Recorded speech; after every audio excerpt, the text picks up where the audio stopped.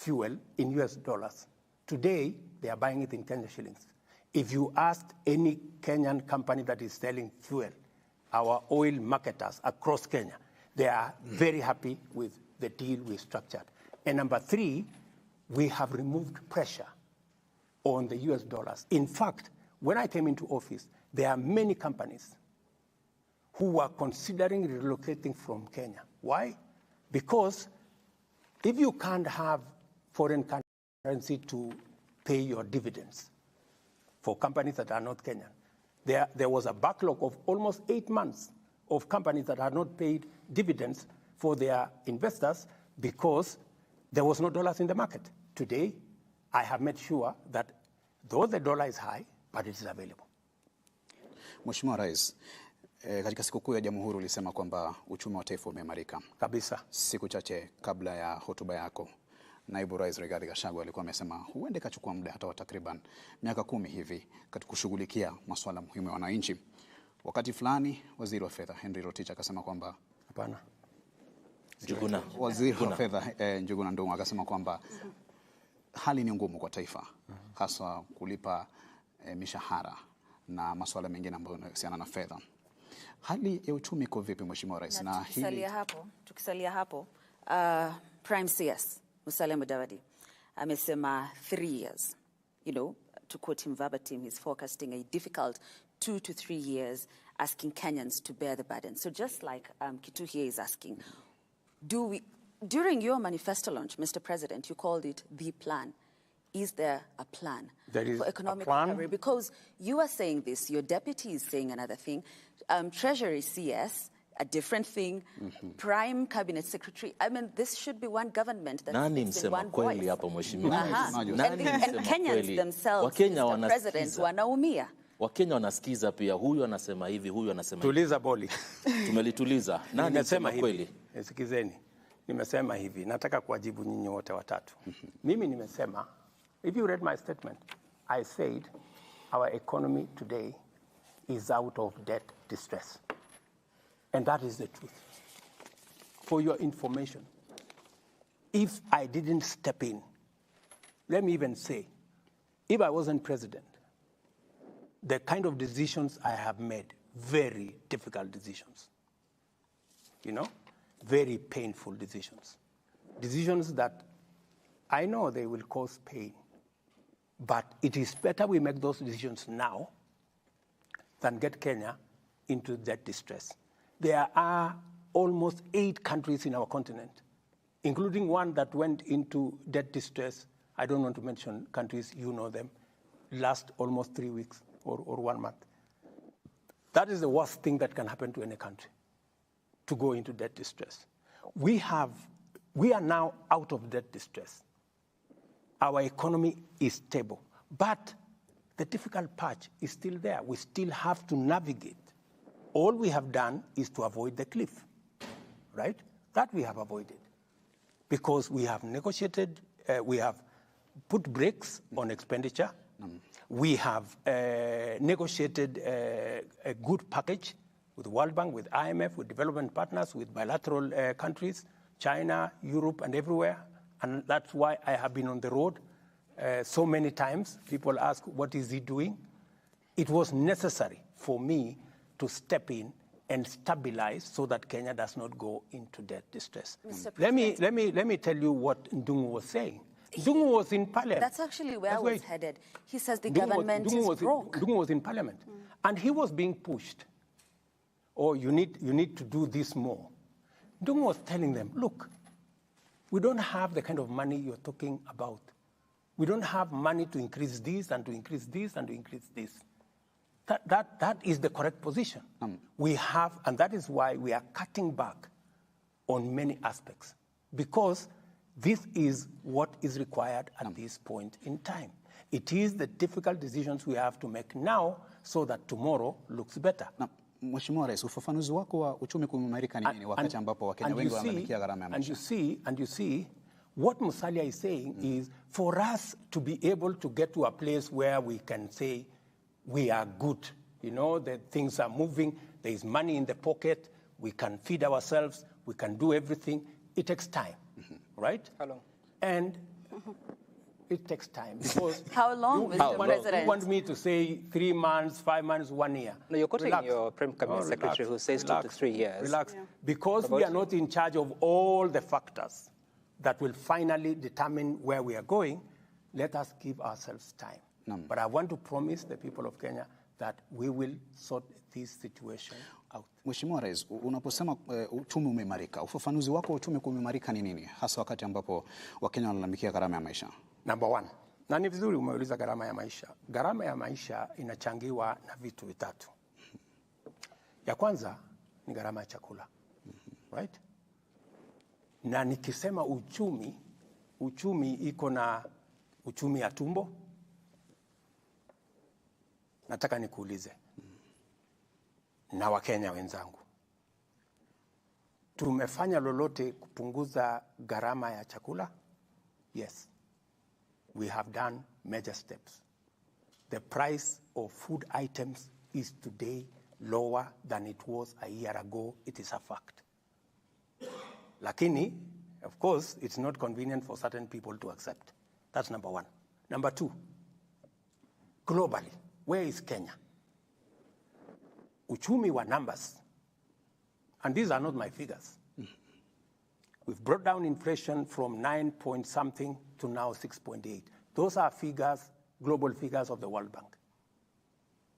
Number two, our economy is growing at 5.4%. Not my figures, World Bank figures, right? In fact, they quote Kenya is the 29th fastest growing economy globally. Those are figures out there. Of course, many people don't want to accept. I know that there is still no money in people's pockets. Uchumi wa mfuko bado ndio bado. Yeah? Utakuwa lini? Are we doing something about it? Yes. That is why we are spending more money in education. Yeah? We're putting more money in education. In fact, this year, we are putting an extra 120 billion in education. To do what? To make sure that we reduce outlay by Kenyans to fund education. Number two, we are putting more money in health. That is why we've passed 4 laws. What do we want to do? We want to make sure every ordinary citizen has a health insurance. Those who are paying 500 will come down to 300. We are going to make sure that we don't leave nobody behind. That is why I am going out of my way to create jobs. Today, as I talk to you, because you need to put money in people's pockets. Today, as I talk to you, 120,000 people are working in our housing program. Today, as I talk to you, we are working on export of labor, making sure that we connect Kenyans to jobs abroad. Today, as I talk to you, we are expanding the space of digital jobs. We just passed the law so that we can create ICT hubs across Kenya. I have already negotiated for digital jobs globally. Kenyans are very good at it. We are going to spread opportunities so that people can put money in their pockets. So that's why I'm saying we need a plan. You know, it is easy to say, let us do quick fixes. We have been doing quick fixes for a long time, and we haven't gotten it right. Many people wanted me to do a quick fix by subsidizing unga. I told them, let us not subsidize unga. Let us promote production. We will eventually get the right results better. Mheshimiwa Rais, awali kulikuwa na mazingira mazuri pengine ya kufanyia biashara. Tunavyoona sasa, sijui kama palikoseka wapi, pengine unaweza kutueleza, manake kulikuwa na mazingira mazuri ya kufanya biashara. Kuna takwimu ambazo zimetolewa hata na FKE nadhani wakisema kwamba kuna makampuni ama kuna Wakenya takriban 70,000 ambao wameachishwa kazi.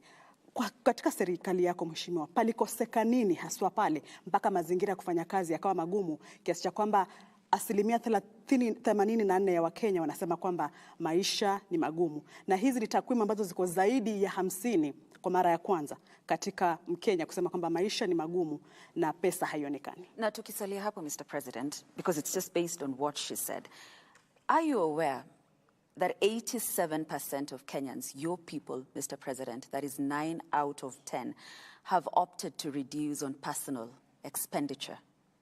because of the current economy. Watu wana opt kutokula, which is what we're talking about, uchumi ya tumbo. They are foregoing food because of the current situation. Good. I want you to read a clip or even a text. It was in the Standard. 10 months after Kibaki became president, the same number of Kenyans said NAC and President Kibaki had made their life worse than ever because Kibaki decided to make the right decisions, not popular decisions, right? 10 months after he was president. We are in the same space. But let me tell you the following, that it is true. We are facing a difficult situation. We are facing a difficult situation because that is the global situation. But are we doing something about it? Yes, we're doing something about it. Is it bearing results? Yes, it's bearing results. The price of food is coming down because of our intervention, by God's grace. The global economy is appreciating what Kenya is doing. Let me go to FKE. FKE said 70,000 Kenyans have lost jobs or have gotten out of jobs. Part of those 70,000 Kenyans, for your information, are teachers who are working in private schools, who we have hired as government. Now they are teaching in, we have hired 56,000 teachers as teachers. We have hired an additional 120,000 people working in our housing program. We have a plan to make sure that we keep increasing. We have only 31 sites of our housing program. We have another 34 that will be rolled out the first quarter of next year. By the end of next year, we will have between 200 and 250,000 Kenyans working. So the economy is adjusting towards where we want to go. We do not want to be an export destination for others.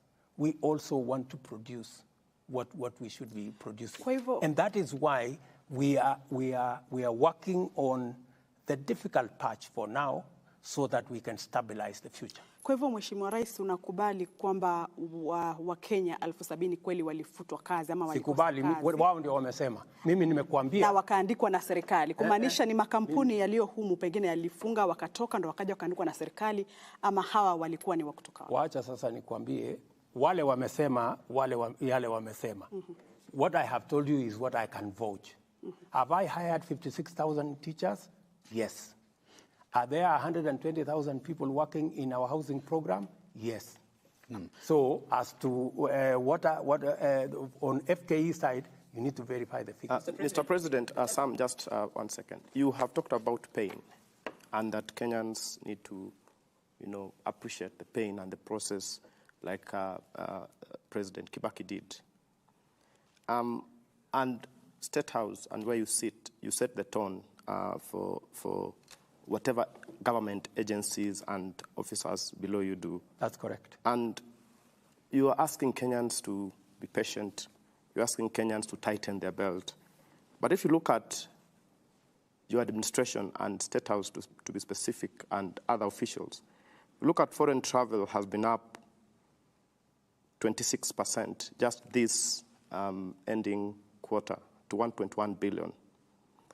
And Kenyans are feeling quite taxed. And the hustlers that you represent are looking around the numbers that we are discussing today, and they're wondering, where have we missed this? Because on one end, you're asking Kenyans to be, to bear with government, to tighten their belts. The Treasury is saying things are bad. You're saying you're preventing us from, going off the cliff. But on the other end, the extravagance in government is really still heavy. How do you reconcile this to the situation? I will answer you this way. Go and look at the budget. We have cut by 50% the budget for travel and entertainment. 50%, right? In the supplementary budget, just go and check the figures. That is about 11 billion shillings that we have reduced.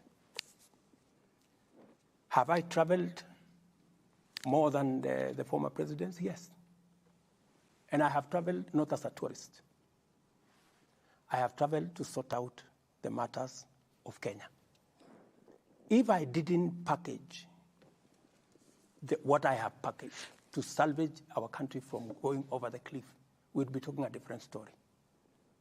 Would you rather I sit in Nairobi and see Kenya go down, or would you rather I go to America, and America has really supported us in making sure that we structure a deal with World Bank and IMF?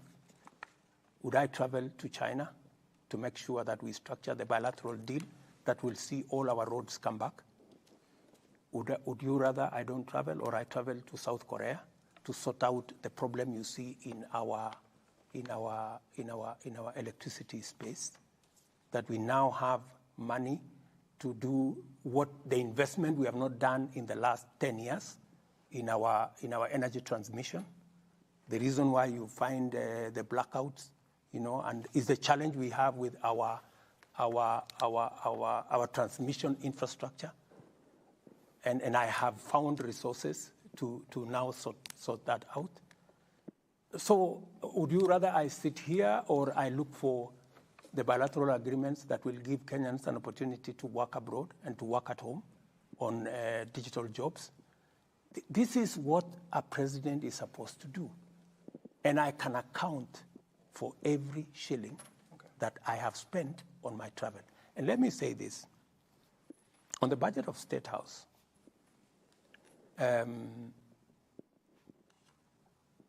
there were so many things around the Statehouse, including the famous NMS. Part of the money that was being allocated to Statehouse was to pay contracts, NMS contracts, and many other things, which I have said must stop. And because I want to lead the way in making sure that we manage what eventually is destroying our country, called bending bills. And for your information, we have 506 billion of pending bills. I need to lead the way. That's why I instructed staff in Statehouse that Statehouse must be the first one to clear pending bills. Most of the monies that have come here is to sort out NMS and all the other people that were here. And I have said those infrastructure should be transferred to the parent ministries. Statehouse must deal with Statehouse matters. Mr. President, we've spoken about 3 issues. We've spoken about the Kenya shilling and how it's behaving against the major currencies, global currencies. We've spoken a bit of energy and what is happening in the field sector. We also touched on cost of living. We have so much to cover tonight, and I just seek indulgence that we can be first in our responses, but also the questions. That question that you say we were on a cliff, debt cliff, and now we are no longer there. Recently, you posted on your X account, and you said that the World Bank is giving us 2 trillion shillings for the next 3 years. The IMF is giving us over 680 billion shillings. That, in total, is about 2.6 trillion shillings, based on the current exchange rate. Now, part of the reason why our debt is beyond the ceiling that was of 10 trillion shillings by June next year is because of what has happened to the US dollar. If you add what you've gotten from the 2 global institutions, it takes us to close to 13 trillion shillings already in the next 3 years. Why then have a debt anchor of 55% to the GDP, which you're already busting? For your information, and it's a very good question you've asked, most of that money we have negotiated will actually replace. We are getting money at 2-3%. We are replacing it with money we are paying 15-16%. And the killer on our debt is the interest, the amounts of interest we are paying. It's not even the principal that is a big problem. It is the amount of interest we are paying. Because if you are paying interest at 16% at some point, that is what is destroying our economy. So we are not necessarily increasing the debt portfolio. We are substituting debt that is expensive just so that it is manageable And then it can give us the space to be able to grow our economy. That is the context. So what the international community have supported me to do is to replace the Eurobond, which is $2 billion. Yeah, $2 billion of very expensive money at 20%, with money that we can manage at 2-3%. That is the difference. And by just doing that, we will save on the 7 shillings we are paying for every 10 we collect to pay debt. That will significantly come down. So that is what that's what I am doing, because that is what is feasible as we talk, as I embark on growing the economy. And growing the economy is investing in the right place, making sure that our agricultural production is up to the scale. It is the reason why I am improving the whole agriculture chain. I'm building 400 markets. I promised Mama Mboga that they will do a business in a good place. Building 400 markets. I am building 47 county aggregation and industrial parks to add value, to add to process, so that we get more value from our production. And if you saw this, this is when is today? Sunday. If you saw last week, we just advertised for the infrastructure of our 6 special economic zones. Again, these will become engines of exports, because we have to grow our exports. We need to stem imports into Kenya, but we need to increase more exports so that we can get more revenue, grow jobs locally. And you see, my focus is to make sure that we expand the space of people who are working.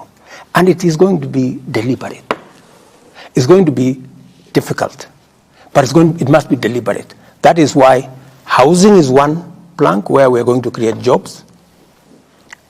Agriculture is another space. In the special economic zones and the exports and that space, we're going to grow jobs.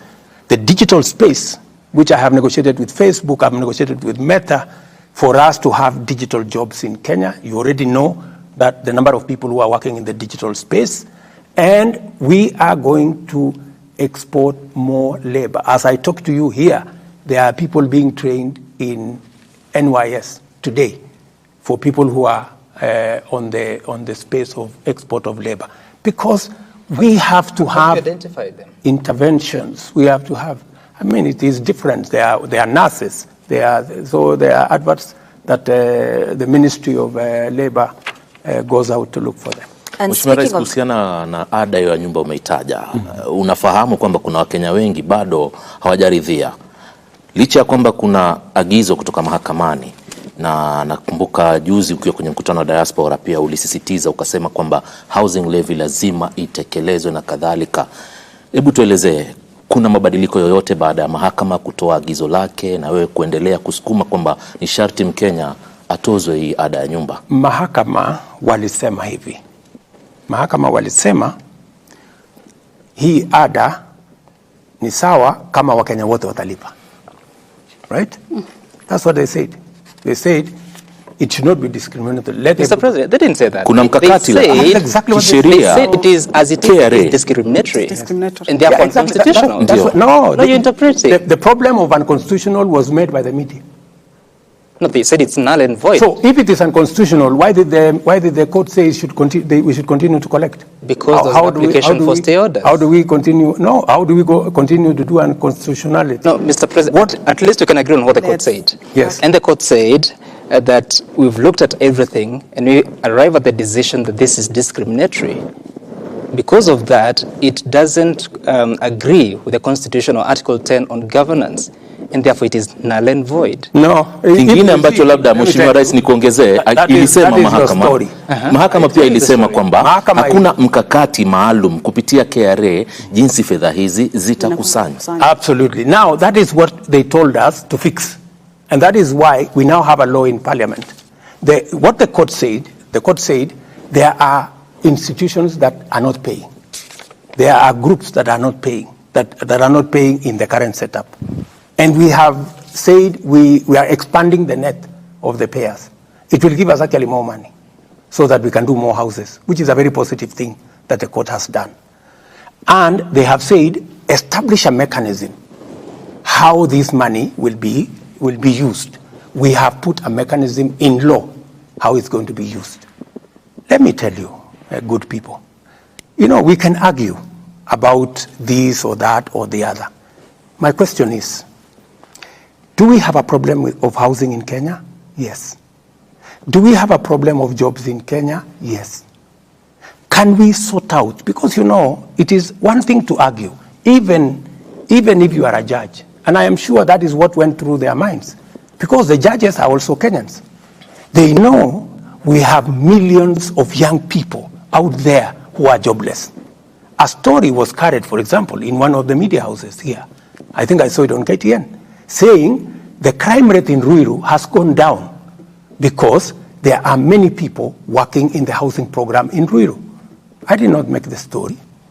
It was in KTN, and that is the truth. So even as you sit as a judge, even as you ask me a question as a journalist, we are discussing housing. Housing is an opportunity to do three major things. Number one, to create jobs. Is it a good thing for us to create jobs? These are not the children of William Ruto. These are the children of all Kenyans that will work. They will work as architects, they will work as engineers, they will work as carpenters, they will work as masons, they will work in whatever field. Some of them will be working in factories that are creating steel. Some of them will work in factories that are making for us cement to do the houses. Is it a good job? Is it a good thing? Do we have a problem of unemployment in Kenya? Yes. We need to sort it out. It has to be sorted out somehow. Number two, do we have a problem of industrialization? Do we have a problem of manufacturing? Yes. How do we create more manufacturing jobs, if not through programs like housing? How do we reduce the problem of land fragmentation, where land that is supposed to be used for agricultural productivity is now being subdivided for people to live? If we provide alternative housing, we will save the land that is going to settlement. We will use it to produce food so that we stop the slide into food insecurity, and we begin to tame the problem of high prices of food. Mr. President, these are obvious, and that is why I am very confident that the court will look at what is the public interest, what is the public good that comes with housing. Let me ask finally, to own a house in Kenya today, you need to have 4 million, 5 million, the simplest, the cheapest house. We are giving an opportunity through this affordable housing program for a mamamboga or a boda boda guy to buy a house of 400,000 where they can pay 4,000 shillings a month and eventually own a house. I mean, we are giving dignity to every Kenyan. And let me tell you, finally, housing was a program that was in the UDA manifesto, the Kenya Kwanza manifesto, 1.5%. It was in Azimio manifesto, 1.5%. Yeah, and we all know that it is the right thing to do because other countries have done it and they have made a big difference. We have had this housing thing for as long as I have been a politician, but nobody has had the courage to implement it. Nobody has had the plan to do it. Have you stopped to wonder or ask what the people think, what their sentiments are about this? Because times are tough, Mr. President. Put in mind, 70% are saying no to this program. Yeah. Just wait. I want you to go to where these Kenyans are working. Go and ask them. Go and ask them. The beneficiaries, the people who are working today, they are not even the owners. They are just working. Go and ask them. And you see, this is the beginning of a program. Give it time. Kenyans will come to appreciate that, yes, my son is working, my daughter is working. If they are not working at the construction site, they are an architect, or they work in some company, they are an accountant in some company that is doing cement and construction products. And let me ask you, countries like Singapore, like Malaysia, like Korea, we all have been talking about them. We've been saying, oh, you know, we were at the same level with Korea, but today they are different from us. They made tough decisions. That's why they are where they are. We have to make tough decisions if we have to catch up. I mean, if we want to continue to make convenient, you know, politically correct decisions, we will continue to remain in the same place. And I know, for example, that it is politically expensive. You know, I would be a very popular person if I abolished tomorrow. I said, okay, let's forget about the housing thing. People will clap for Mr. President, I don't think there's anyone saying that you should stop it. I don't want to be... Mr. President, if you remember, Mr. President... I want to transform Kenya. Yes, if you remember... Transforming Kenya is not a walk in the park. Transforming Kenya is not going to be done using convenient, politically correct, popular decisions. Right. Some of the decisions may be difficult now, but we will all see the benefits as we go. No doubt about that, Mr. President. It is the wrong time. We've had housing as a plan for the last 50 years. Are you telling me for the last 50 years there was no correct time? It is never too late. It is never wrong to do the right thing. Mr. President, just let's stay to the housing fund.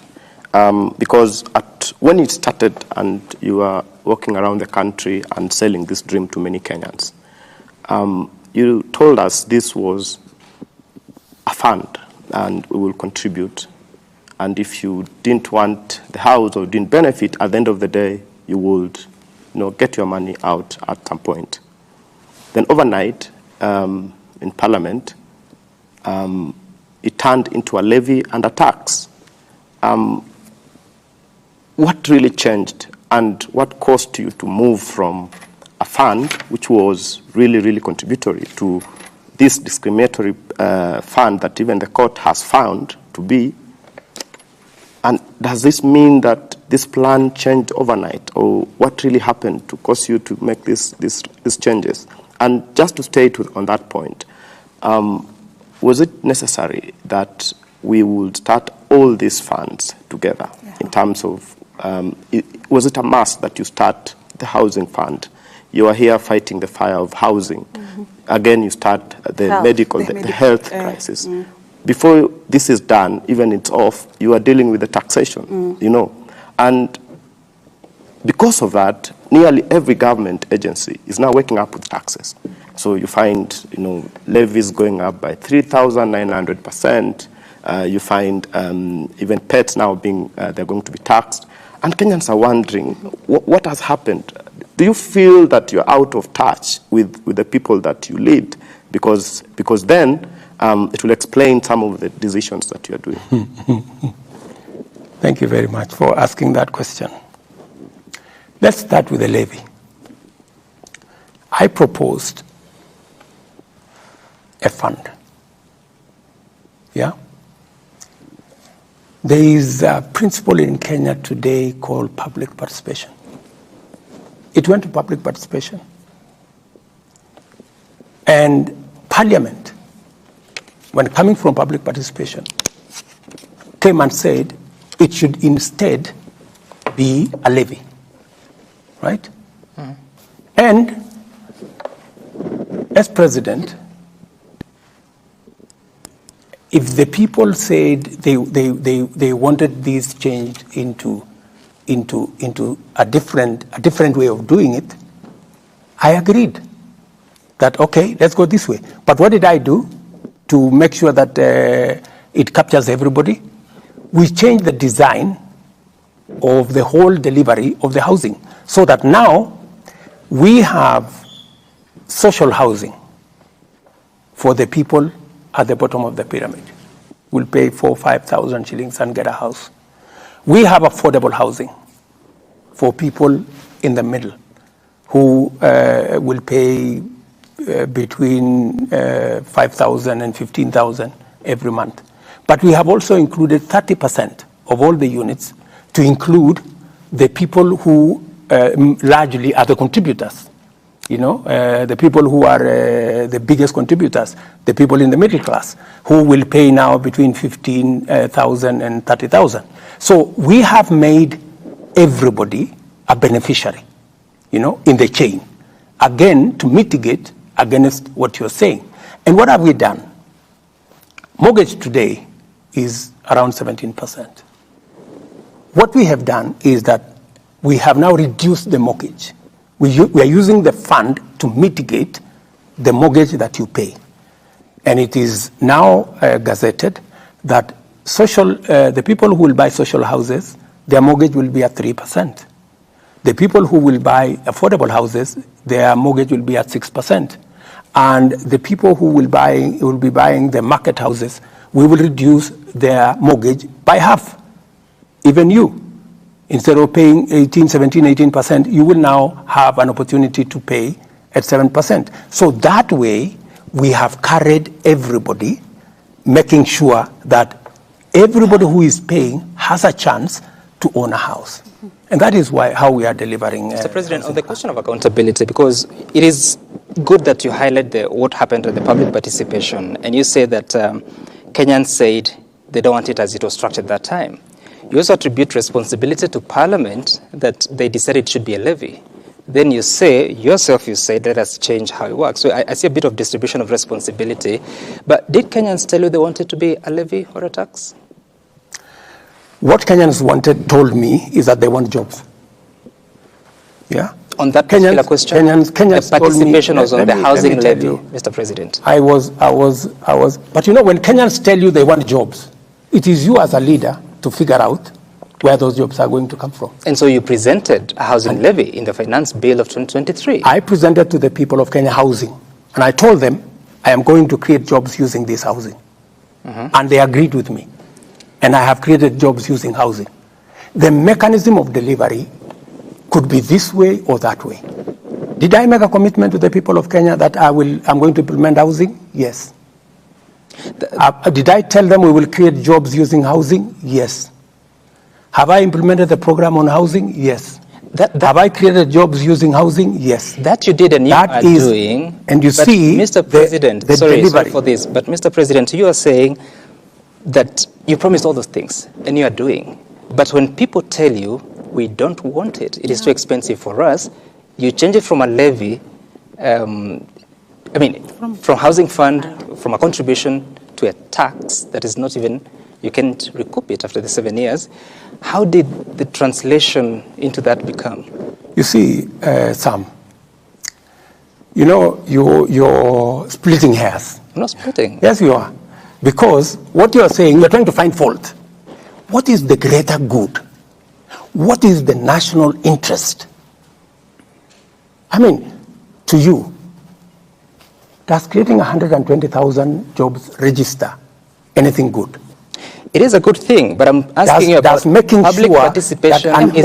That's making sure that an ordinary person who would otherwise never have a chance to own a home, now they have a chance to own a home. Does that make sense to anybody?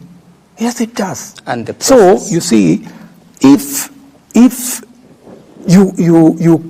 you pass an exam with 80%, it's an A, my brother.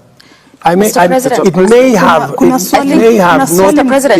be 100% what I wanted, but it is 80% what I wanted. It is doing 80% of the job. Surely give me some marks. Mr. President, the question is at what cost? At what cost, Mr. President? Because granted, the people told you they need jobs. This means they do not have the jobs. This means they do not have money in their pockets. And in response, what you're doing is taxing them further. But let me ask you, my dear sister, the people who are working today did not have a job, right? Those are the people in the street. They didn't have a job. The people who have a job have had to pay 1.5%. 1.5% so that we can give a job to somebody else. And for your information, that somebody else that is getting a job is a taxpayer. They contribute to what we eventually earn. Is it too much for us as public servants who earn a salary to give 1.5% of our salary so that somebody else, another Kenyan, who is also a taxpayer, who also deserves something. They don't have a job because the job maybe they would have, I have. But I'm being asked, contribute 1.5% so that that other Kenyan who is walking in the street can have a job. But it's not just that, Mr. President. Let me just finish. They too can own a home the same way you own a home. I don't think that is being asked. Kuna not just that, Mr. President. Bado hujalijibu la mwenzangu Wafula pale. Amesema iweje wakati huu ndio munaleta tuseme hizi taxations nyingi, mumeanza na affordable housing na bado hatuja elewa vizuri zaidi, tuko kwa health, bado tunajaribu taxations. Kwa nini zimekuja kwa wakati mmoja kiasi cha kwamba Mkenya anasikia uzito? Kwa nini isikwende step by step kiasi cha kwamba hata Mkenya atajua ni kweli tunasonga mbele lakini si finyiki, maisha yako sawa? Wacha nikueleze. Mambo ya health kwa mfano. It is the profiling, it is the spin that you people are many people, let me not accuse you, many people are spinning it. What are we doing? What are we doing in health?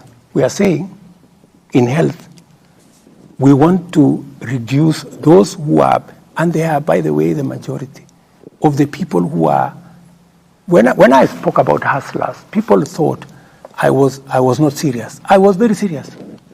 That is why I am saying, those of us who have a job, let's contribute 1.5%, good people, so that those of us who are hustlers, the people in the street, can, even them, they can have a job. They now have 120,000 of them on a job. That's number one. On this, on the health, what are we doing?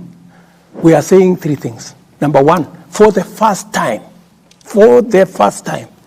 every Kenyan, even those who today cannot afford nothing, they will have a health insurance.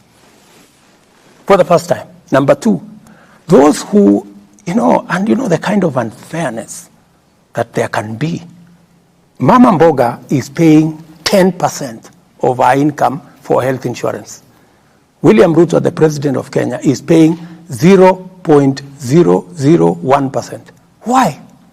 All we are saying is, let everybody pay an equal percentage of what they earn. Is that too much to ask? What will happen? The people who are paying 500 will come down to 300. Is there anybody saying that there are people who will get an insurance cover who do not have? No. Are there people who are saying that those at the bottom of the pyramid will reduce their money or their contribution from 500 to 300? No. The people who are talking are not talking about those things because they are not convenient and because many of us believe those people don't matter. I want to tell you, my friends, those people are also Kenyans. They matter the same way we do. Let us give them a chance. And Mr. President, let us give them a chance to also participate in Kenya. Let us give that fellow, that mama who has no chance. And let me tell you, for the first time, a person who would otherwise die of cancer or diabetes or hypertension, because when they go to hospital, they are told they don't have the money. For the first time, we have a special kitty, which all of us will contribute and give everybody a chance at life. I mean, my friends, all we are saying is, let us have a country where nobody is left behind. Maybe the question... Because we are just thinking about ourselves. We are discussing how our salary is going to be, how 1.5% of our salary. There are people who have never seen who have never seen a pay slip. There are people who really, genuinely don't have a chance at life. I am asking the rest of Kenya, please, let us give a chance at life to many more Kenyans than those of us who are employed.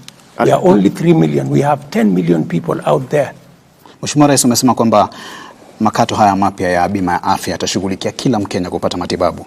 Na kwa Wakenya ambao hawana uwezo wa kulipia bima hii, mtawashughulikia vipi kama serikali? Kabisa, you have asked me the best question. Ukisoma sheria mpya ambayo tumepitisha hizi sheria 4, tumesema wale wa Kenya ambao hawawezi kulipa, serikali ya Kenya tutawalipia kila mtu atakuwa na bima ya afya. Uko na takwimu ni Wakenya wangapi? Na wale tayari tuko na wale ambao wako katika program hii yetu ya social cash transfer. They are about 2 million. But my estimate is that another 3 million will be in that category. People who cannot afford. Hawa pia watu karibu 5 milioni watapata bima ya afya, italipwa na serikali ya Kenya katika mpango mpya. Jameni, na wauliza Wakenya, hata na wao ni Wakenya, tuwafikirie. Na wale wako chini pale, karibu Wakenya wengine karibu 8-9 milioni ambao wanalipa saa hizi shilingi 500, tutawapunguzia shilingi 300 kwa mwezi. Na wale hawana uwezo kabisa tutawalipia. Na jambo lingine la muhimu zaidi, wacha niwaambie, hii ni ya muhimu na Wakenya wasikie. Pesa ya NHIF kwa sasa karibu 50% inabebwa na watu wanafanya kitu inaitwa fake claims. Mumesikia kwa mfano kuna hospitali moja hapa Kino. Mumesikia? Ilikuwa kwa vyombo vya habari. Ati wanafanya operation ya upasuaji kuzidi Kenyatta, Aga Khan na hospitali zingine zote combined. Ni nini wanafanya? Ukora mtupu. Yeah. Wanaenda saa zingine wanatangaza ati kuna medical camp. Lakini ile medical camp sio eti ya ukweli, ni kukusanya wagonjwa. Alafu wanachukua majina ya hao watu, wanakuja wanajaza form ya NHIF, wanawalipia wao. Alafu bila ya wale kujua, wanaenda kuclaim pale NHIF. Ndio sababu tumeweka sheria maalum inaitwa Digital Health Bill ama law, ambayo sasa itatusaidia kufunga hiyo mambo yote. Na ndio sababu Sam, nikwambie, ndio unaona wewe Wafula usikize vizuri, unaona wale wamepeleka makesi kotini ndio wawa, kwa sababu hawataki hii sheria. Ndio wanaendesha hii propaganda kubwa, iko shida kubwa sana, Wakenya wapinge hii mambo ya health, kwa sababu wanataka kuendelea kuiba pesa ya wananchi ama ya afya. Kwa nini usiwafungulia mashtaka Mheshimiwa Rais? Wale tayari tumewashawafungulia mashtaka na tayari tutawapeleka kotini, kwa sababu we want to make sure, my friends, wakati unaona kesi iko kotini, imetumwa kotini na watu ambao ni beneficiaries ya the kind of corruption that is going on in NHIF. That is why they don't want us to change the law. That is why they have put together big cases to stop the laws we have changed, because these laws will change and seal the loopholes they've been using to steal our money. And I am very determined, by the way, to stop them. And I will stop them. Mr. President, because yes, we have dissected the problem properly. And we want a country that leaves nobody behind. That is why we have the Digital Health Bill. We have the Social Health Authority that is going to make sure that we carry everybody along. Right. And I am very confident when the court finally sits, they will see the value we have in this bill. I am not a madman. Right. And Mr. President, to do things that I know are not good for the country. But also, I am this one person. You know, the problem we've had in Kenya, my dear sister, is that leaders have never wanted to do the right thing. We know what is right, but we want to do what is convenient. We want to do what is politically right. I have decided, as William Ruto, that we have been looking for a guy to bail the cat. I will do it. We have been looking for a person to blame when we do the right thing. I'm ready to carry any blame. Okay. But I must do one thing. I must do what is right, and I must sort out our country. We've been postponing this, you know, and people would rather, and many people ask me, oh, you know, the way you're going, you will not get a second term. You know, let me tell you, I am very clear in my mind. I was not elected to look for a second term. I was elected to get the country out of the mess. I was elected to create jobs. I was elected to implement universal health coverage that has been on our cards forever. I intend to do precisely that. Right. Many people, including my friends who are religious leaders, they have told me, oh, you see, you know, even though you said this, you must not do it. You know, that is what even the opposition is. They wrote in their manifesto, the housing, but now when it comes to implement it, they don't want to do it because they want us to continue the same thing, to lie to the people. To lie to the people, we are going to do this. When you don't mean it, we're going to do this. Mr. President, for the first time, yes, I meant everything that I wrote in that manifesto. Right. And I have every intention to make sure that I implement it because I know finally the people of Kenya will know that I did the right thing and they will reward me accordingly. Sam, maybe just a question that still remains. Just a moment, yeah? Yes. Because we need to transition in the next few minutes to the question of corruption and the war against it. Yeah. But you're saying something, I have read the bill, and most of us have, I mean, the laws now, and they're quite transformative, so to speak. But then again, the process is as important. I have heard you on several occasions saying that the contribution to the Social Health Insurance Fund will be 2.75%, so that it is equal across board. Your Cabinet Secretary, Nakhumi Chawafula, says that I had actually said it was going to be 2.75%, but capped at 5,000 shillings. And I wonder, because the law as it is says that the Cabinet Secretary shall bring regulations to the floor of the House. That has not happened. You are speaking about 2.75% without a cap. USCS is saying with a cap. We have had the experience of rates being proposed. Just hold on. I didn't tell you that there will be no cap. I told you 2.7% provide equity. What will happen is we are taking the regulations to the public. Yeah, because that's what is required of us. So what is the rate? And many Kenyans, it's 2.57, it's 2.75. Many Kenyans will speak to it. You know, whatever Kenyans will speak to it, they will look at it this way, they will look at it that way. It will go to Parliament. Parliament will speak to it. Finally, the product, the final product, will come from public participation. And that is the essence of my question, Mr. President, if I may conclude it. That is the essence of the question, because Kenyans will speak. It will go to the floor of the House. They spoke on housing levy. It went to the floor of the House. It was changed, totally different from what was taken to the people. How shall we trust the process? You know, that's what democracy is all about. You know, many people actually have told me, what you are trying to do in Kenya is not possible. Because many countries that are democratic, you cannot do this.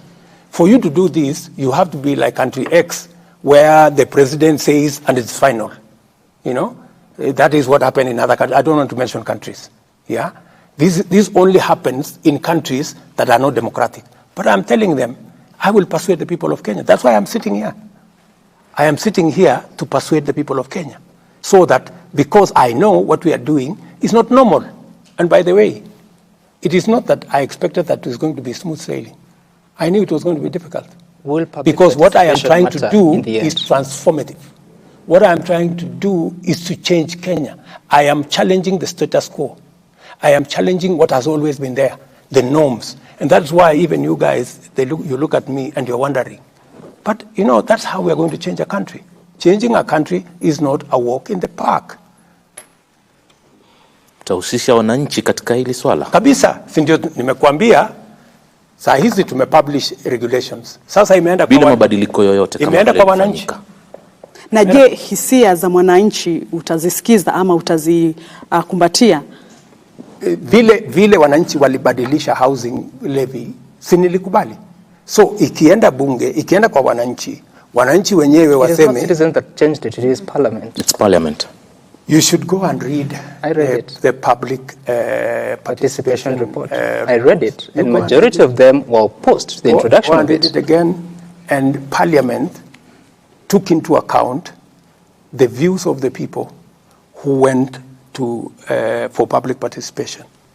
And you see, Parliament is also an independent institution. You want me to dictate to Parliament, and I will not, Sam. You know that's not possible. Mheshimiwa, naomba tuendelee na mjadala sasa katika swala la vita dhidi ya ufisadi. Umekuwa na umetoka kifua mbele, baadhi ya hotuba zako katika kipindi cha wiki moja pia imesisitiza sana swala hili la vita dhidi ya ufisadi. Lakini kwa upande mwingine hizi asasi ambazo zimepewa majukumu ya kutekeleza vita hivi pia ni kana kwamba vinasukumwa huku na kule. Kwa sababu gani?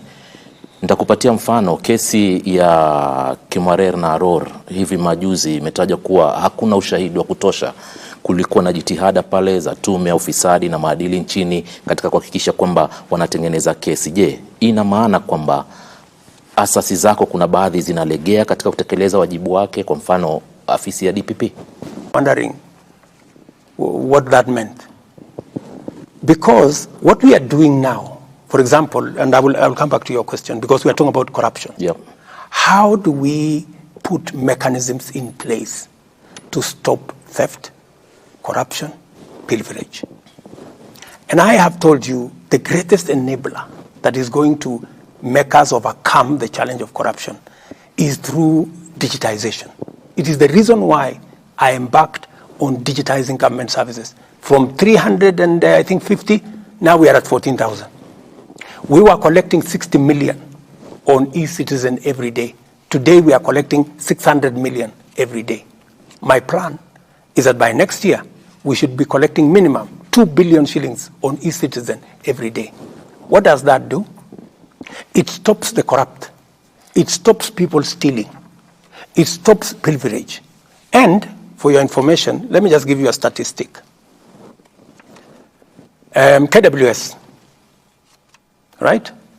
Their budget for a whole year was 4.3 billion, but given them actually a budget of 4.5 billion. In 6 months, because of e-citizen, in 6 months, they have collected 4.3 billion. Half the year, they have collected what we had, what they had been given as an estimate for the whole year, which means by the end of this year, they will double their collection. I'm just giving you one incident. So what will that do? That is how my plan on how to manage corruption, number one. Number two, I promised the people of Kenya that the independence of the judiciary is going to be sacrosanct. I can tell you for free that they have never received a telephone call from the president to tell them, manage this case in this manner, that manner, this corrupt person or that corrupt person. I promised the same to EACC, I promised the same to DCI, I promised the same to DPP. It is their responsibility. They ask me for support, and I have given as much support as I can muster to all these institutions. Let's come to the, are they doing what they should do? It is not for me to judge. It's for the people of Kenya to judge, because they report to us. I am telling them what I can within the separation of powers, that it is our expectation. That's why I'm speaking publicly, in public fora, to tell them, look, you know, the people of Kenya have expectations that those who are corrupt, and if there is anybody who is corrupt, has a matter, and they say, and one of the agencies say, oh, the president told us not to prosecute this person, I would say in public, in front of TV, they should tell me, because I will never do such a thing. Coming to Kimwarer, if you followed Kimwarer, I said in the campaign trail that the case for Kimwarer was a fraud, because it was. You know, because it was. Because that case was being used politically. And that is why I have said we do not want political cases. And that's why I have told the investigative agencies, I don't want them to help me with politics. I will do my politics. I will look for supporters. I will look for all these groups, you know, lobby groups and what have you. I will do politics. Them, they should dispense justice. And under my administration, there is nobody who will be prosecuted because of politics or politically, or because they are not aligned to this way and that way. But nobody is going to hide behind politics.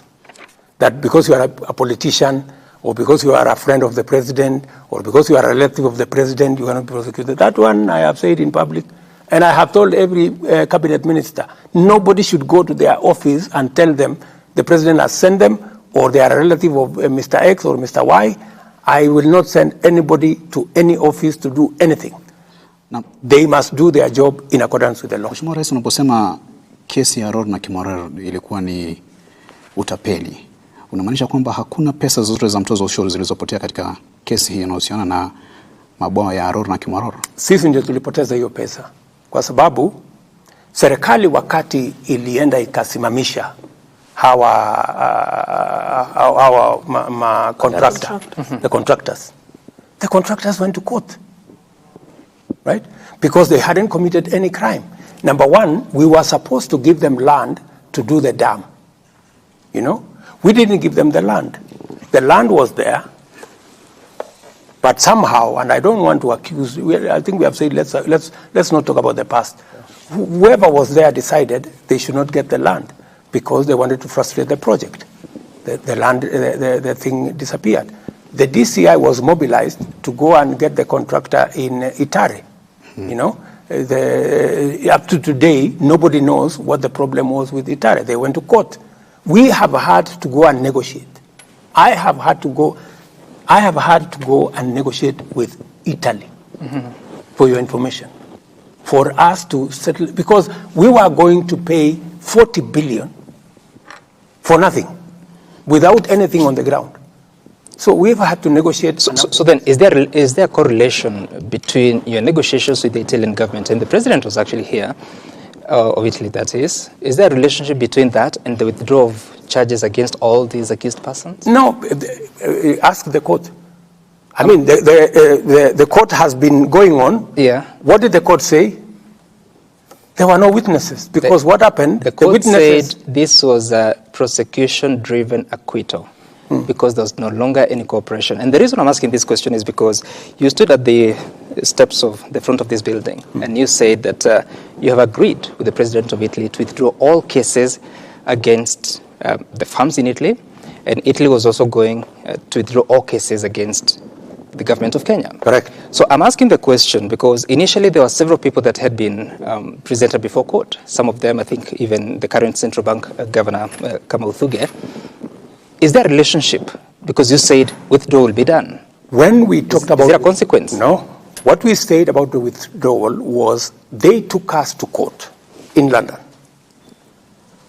We made a counterclaim just to make sure that we are not exposed. So when we made the counterclaim, then that's how the case was continuing. So we said, for that matter, they are going to withdraw their case in the arbitration court. We were going to do the same. It had nothing to do with the cases in Kenya, because the cases in Kenya were criminal. The cases in the arbitration were contractual. So these were very different cases. So the case has been going on in the Kenyan courts, mention after mention. I mean, and by the way, those cases were going on even before I came to office. They had been there for 3 years, and it hadn't moved 1 inch. Why? Do you think there was any feasibility study done on the two dams?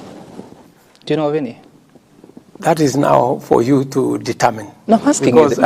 I mean, you have all the information, because you know that there was supposed to be a feasibility study. You must be having the information. I don't have the information. You're the president of Kenya. Was there a feasibility study? What I can tell you is that that contract of Kimorer and Aror was signed with other contracts, similar contracts, in the front of Statehouse here, in the presence of the president then. I wasn't even there. And that's what I'm asking. Those contracts were signed. That's what I'm asking you. Are you aware of any feasibility study for the two? I am aware that the contracts were as legitimate as they were signed. Okay. They were signed before two heads of government at that point in time. So, and if there was any problem with them, it should have come out in court. The reason I'm asking that is because you then, I don't know, should I conclude that you don't have any information of any feasibility study? Because if there was none, then that is contrary to procurement laws. If you know that there was none, I'm asking, I don't know. No, if you don't know, why are you asking? I'm asking you. No, if you don't know, why are you making an assertion on something that you don't know? I've asked you a question. What I can tell you is that, to the best of my knowledge, by the time contracts are progressed to a place where it is signed before a head of state, that those contracts should have met every condition. And your predecessor found there was no feasibility study. If he found out that there was no feasibility study, then he should have prosecuted the matter in the way it should have been. Which happened. People were taken to court. And then where did we end up with a contract? We end up with the government of Kenya. Just on that issue, kindly. And if it went to court for 3 years, why didn't it progress? So we are looking at it even. And the president then was in office. Why didn't it progress for 3 years? If it was as simple as there is no feasibility study, I mean, it should have been an open and shut case. We have seen what the judge has actually said. And you look at a situation whereby the prosecution is literally paralyzed in court. And this is not just even Aror and Kimorer. I mean, in the last 15 months, we've seen one case after the other collapse in court. And this is keeping Kenyans thinking. Yes, you came in and said at that time corruption was being weaponized. But now there's a feeling that now the law enforcers actually, it's a situation whereby there's protectionism instead of now the exact opposite of what was happening then. What do you tell Kenyans on this, where you find... I want to tell the people of Kenya that I will discharge my responsibility in making sure that all independent institutions are appropriately facilitated. In fact, the DPP has sent a request on additional resources to hire more staff so that they can discharge their responsibility well, and I am looking at that request. We have given additional money to the judiciary. I will facilitate, my administration will facilitate all the independent agencies to discharge their responsibility. We will also dispense our responsibility in making sure that the judiciary is independent and doing their job. Yeah? Mm-hmm. That I will do. And I will make sure that nobody hides under the presidency, the government, friendship, in any anybody must be taken to court if they are committed crimes. But beyond that, I will also go the extra mile and prevent public money from being stolen. And that's what I'm doing. I am saying prevention is better than cure, they say. Mm-hmm, mm-hmm, yeah? Mm-hmm. That's why I'm saying for us to avoid unnecessary matters, let us see how we manage we manage public resources. And that's why I'm even telling, because there are some people who are still dodging the digitization process. They are still dodging the 222 government payment platform because they are used to paying things. In fact, I know, for example, some institutions, when we say they must pay through the digital platform, they are now asking for checks. Some of them are asking for back transfers because they don't want accountability. And I'm giving them a warning. We said by 31st of this month, every government service must be paid on e-citizen. And even land, which is the biggest challenge, we have now said the Ministry of Lands is going to be cashless, all the way to Mashinani. Anybody, and I'm telling Kenyans here, anybody who asks you for cash for payment of a public service, look at them in the eye and tell them they are fraudsters. Na Mheshimiwa Rais, katika vita dhidi ya ufisadi na uhuru wa taasisi mbalimbali na mihimili tofauti ya serikali, umejitangaza wazi kwamba hutalegeza kamba katika vita dhidi ya ufisadi. Hutalegeza kamba. Naam, na umekuwa na kauli ambazo umekuwa ukizitumia, na nikikunukuu wakati mmoja kwa kule magharibi ukizungumzia kuhusu wafisadi ambao unaamini wamelemaza sekta ya viwanda vya sukari. Ulisema ima uhame Kenya ama nikuweke jela ama usafiri uende mbinguni. Hili halijaonekana kuendana vyema na wachechemuzi wa haki za binadamu. Mbona usiruhusu mahakama ifanye kazi yake? Nimezuia, si nimesema tutakupeleka mahakamani. Inachukuliwa kama kitisho. Lakini wacha nikueleze ya kwamba jambo la ufisadi ni figurative language to drive home the point that this is no longer a joke. And for your information, because of what I did, we have managed to sort out the biggest cartel in Mumias. Vitisho vinafanya kazi? No, sio vitisho, ni kuambia tu watu ukweli. Kwamba mahali mambo imefika, hatuwezi kuendelea vile tunaendelea. Lazima tubadilishe mwenendo wetu. And I am telling you, let me repeat here, that for those people who are corrupt, please look for another country. Because it is not going to be business as usual. Even as we lock places where we find, even as we do what we have to do to make sure that all Kenyans are we avoid pilferage, we avoid corruption. Even as we do that, for those of the incorrigible characters, the people who benefit from corruption, the people who try even to influence the criminal justice system, you know, the people who beneficiaries, like what I talked to you about. I mean, surely the people who are going to court to stop, you know, implementation of programs that are public, you know, these are, and you know very well, you can see their fingerprints, that these are beneficiaries of corruption.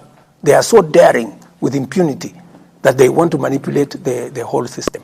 But it is the same thing. Isn't that democracy, really, Mr. President? Is it democracy to steal?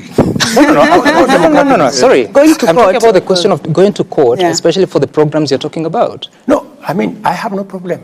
I'm not complaining. I've said they've gone to court, but I'm going to call them out that I know you.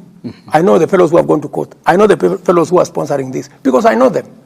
They will not hide, because I can see their fingerprints. Let me give you an example. I told the people of Kenya that we need to increase our savings as a percentage of our GDP, that we are doing very badly. Countries like China are at 55%. We are at 12, right? How do we build our savings? You know, there are characters who went to court to say, let us continue paying 200 shillings, you know?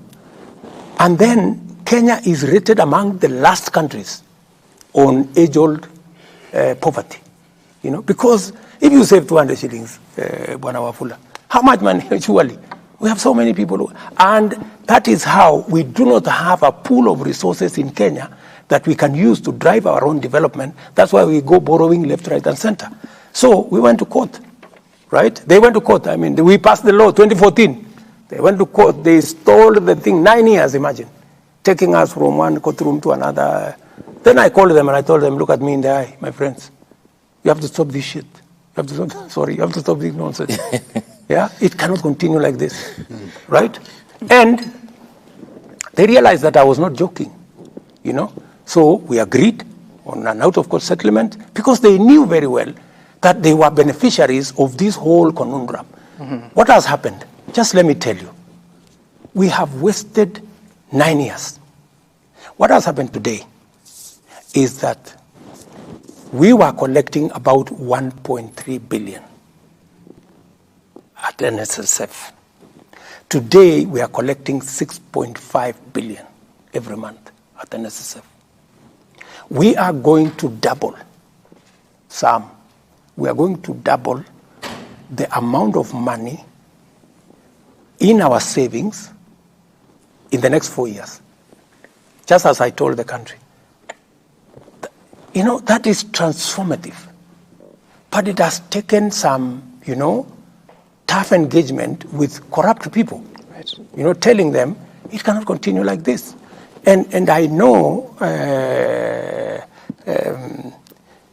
when I believe this is the right thing, I go out of my way. Because, you know, I have been elected by ordinary people. They cannot do what I can do. They have given me the opportunity to do it for them. Right. So that we can begin even, the moment we have savings, we can even begin to reduce interest rates, because we are talking about our own money. Right. We're not looking for money from other countries. Mr. President. This is how we're going to transform Kenya. Mr. President, it's been 2 hours. My water is drained. Please sip yours as we transition to the next conversation, which is on governance issues, and Grace is going to take us through that. Right, Mr. President, and this is basically point blank. Are you concerned about the performance of some of the people working under you, in particular cabinet secretaries. We saw you say that some CSs and PSs are clueless about their dockets some time back this year. And there was this report released by TIFA just about 2 days ago, which placed some 5 CSs at the bottom. And unfortunately, these 5 are part or are at the heart of Kenya's economy. Energy CS was at the bottom. Gender CS, Treasury CS, Water CS, Land CS. Are you concerned about their performance, and what are you intending to do about it, Mr. President? Number one, I don't believe in TIFA. Why don't you? Because TIFA is a fraud.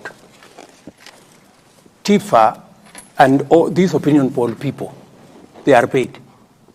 By who? Whoever pays them.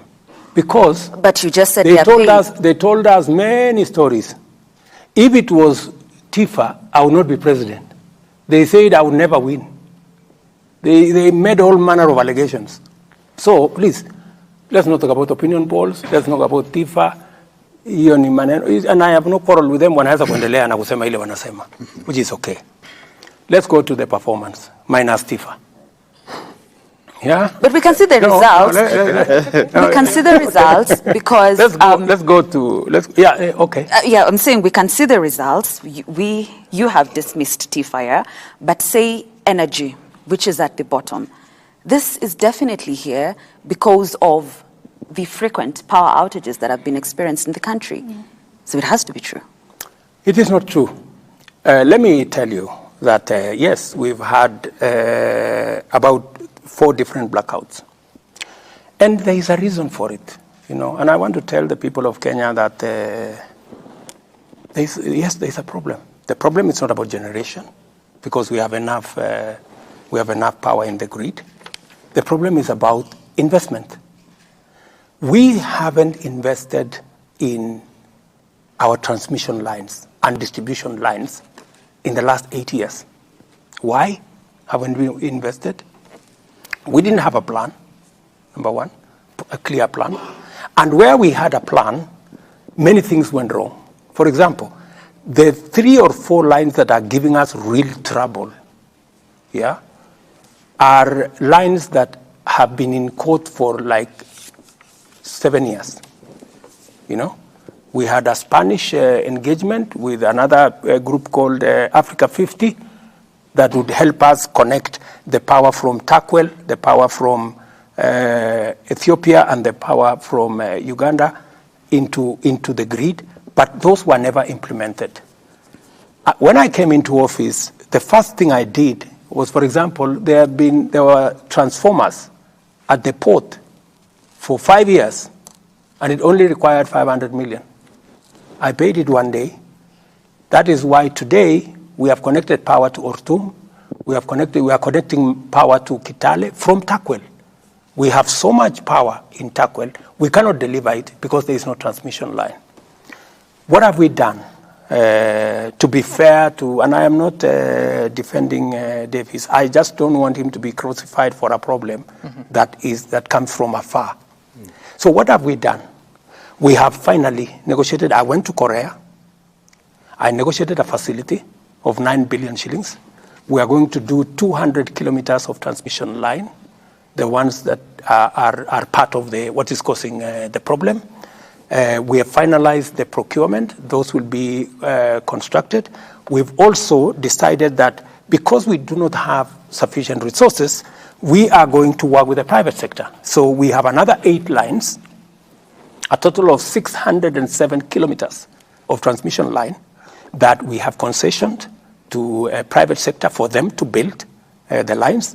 And because we already have the law on wheeling charge, they will construct the lines, we will pay them as they transport our power.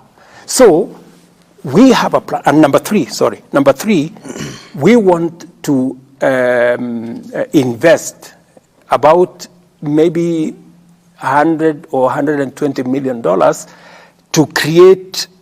to island the supply of power, so that we will create about 5 zones. We already have 4 in place in terms of design, so that if there is a problem with power in one corner, it doesn't shut out the whole country.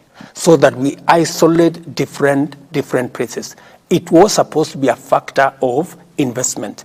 And why is this the case, Sam? Just to, what we have done in the last 10 years, we have increased the number of people we are supplying electricity to from 2.3 million households to 9.4 million households. There should have been a commensurate, investment to make sure that the transmission lines are strong enough to deliver power. So that was the gap. But Mr. President, the bigger question is about yourself. You spoke to the nation. I think you are swearing in, was it CSs or who were you swearing in? And you said that you have a challenge with some of your cabinet secretaries and principal secretaries. There's certain things they do not know. In fact, you know more than they do. I say, how much of that is still a problem? How much, when I said that, I was telling my CSs that read. If you remember the context, I told them, look, read briefs, understand your subject, understand your ministry, be on top of it. Because the moment I know more than you do about your ministry, then there is a problem, right? That was the context on. Has it changed? And what we have done concurrently, is we've had retreats of a cabinet. Yeah. We had one in Laikipia. We had another one recently. We are having one in February, just to make sure that we hem in everybody so that we are all aligned in the same direction. I want to tell you that many ministers, many PSS are now on the rhythm. They now understand where we want to go. And going back to what my sister said. Grace. Grace.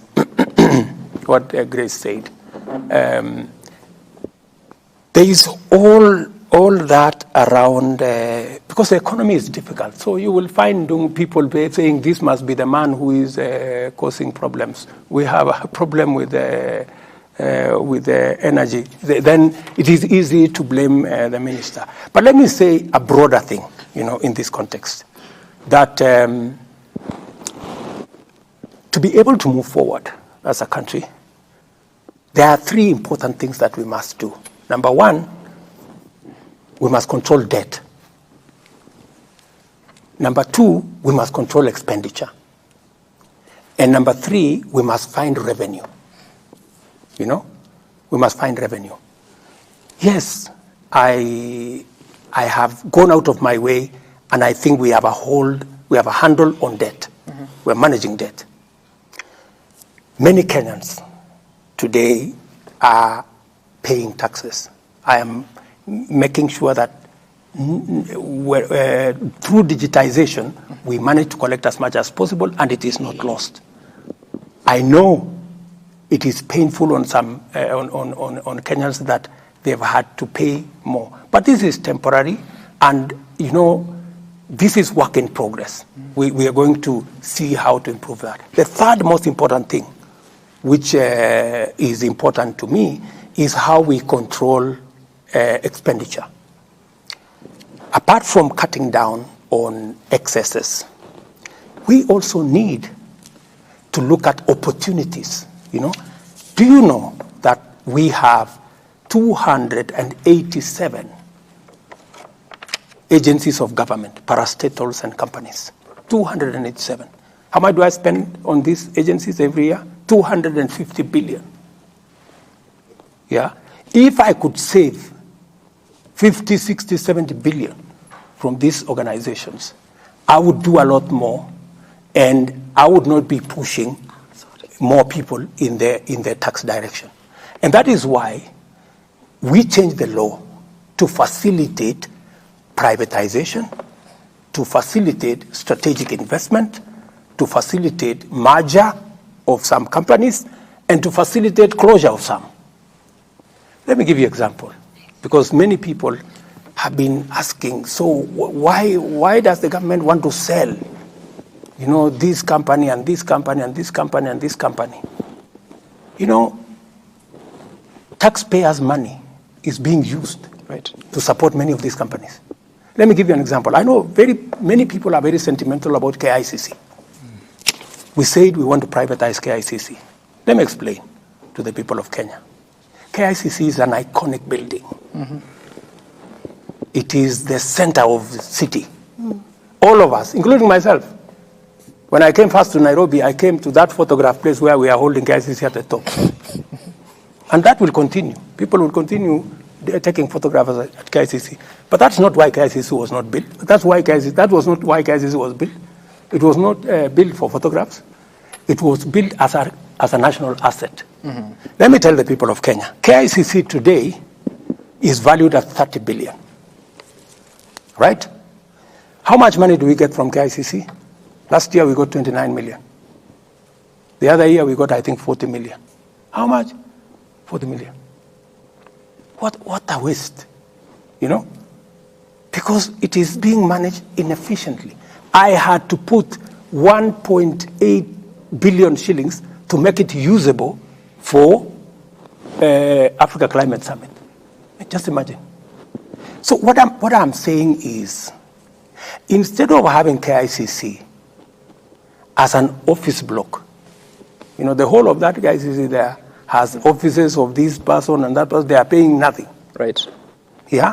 Why don't we transform KICC for it to become the international conference center that it was built to be? Right. Right? So when you... Just wait, the international conference center.